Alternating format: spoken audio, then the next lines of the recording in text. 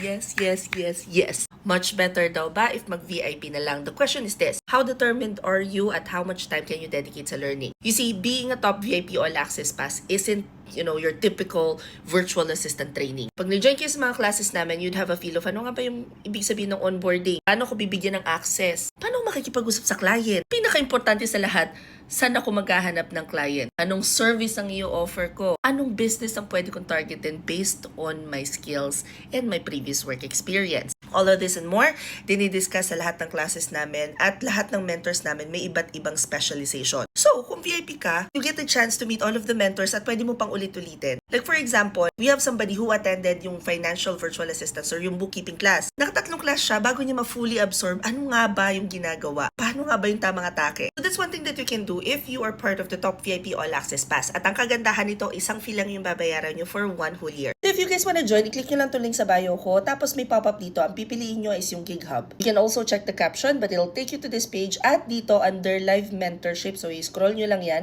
I-click nyo 1999 top VIP All Access Pass. Nandyan na lahat ng information kung paano kayo maka-join. Yes, opo, ito po yung lahat ng classes na kasama dyan and more. So inuulit ko, some people don't even need to enroll sa mga classes, but if you feel na kailangan mo na ng help, kung ano yung magandang strategy, ano yung magandang atake, saan ka ba nagkakamali, bakit hindi ka natatanggap, then this might be the class for you. Hope this helps. Comment any questions you guys have about working from home. Follow from or work from home chismis. Bye!